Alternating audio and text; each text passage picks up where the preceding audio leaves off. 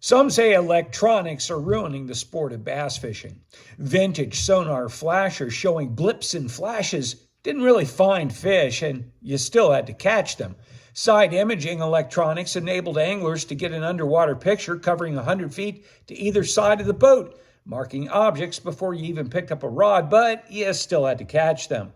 360 electronics showed targets, but you still had to catch them. Today's bass boats look like NASA mission control centers with 6 14-inch screens. Now, despite enhancements from Humminbird, Lowrance, and Garmin, the sport of bass fishing remained compelling. Casting skills, lure choices, and mental and physical determination still contributed to tournament wins. Pros used technology, and these devices remained relatively affordable for the average Joe or Jill, but they still had to catch them. But the latest innovation is taking fishing by storm as bigger fish and more of them are being hunted down by tech-savvy anglers. Forward-facing sonar, also known as FFS, allows anglers to look around and taunt fish into biting with drop shots. It doesn't take expensive gear, nor does it require accurate casting skills. A weight, a hook, a small worm, just lower to the fish and it puts them into the boat. Prior to FFS, these fish were only occasionally found and caught by the most astute and studious anglers. Studying maps and spending hours driving around is being replaced by FFS, raising the expectation of every cast, replacing fishing with catching. For tech-savvy participants, the learning curve is shorter than time on the water, casting and outsmarting prey with loaded tackle boxes. Mastering FFS removes the guesswork and brings home the prize.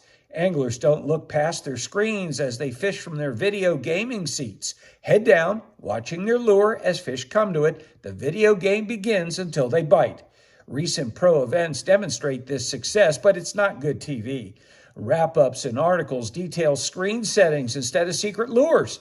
Top-level pros must have these $3,000 to $5,000 units to stay competitive. Even small club tournament anglers are coming up with that cash to keep up with their competition.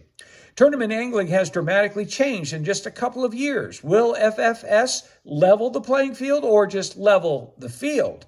Eliminating skills that took decades to develop opens the door for techno anglers. Fish can run, but with FFS, there's no place to hide. Those best with technology are winning. Will asterisks be placed next to FFS victories?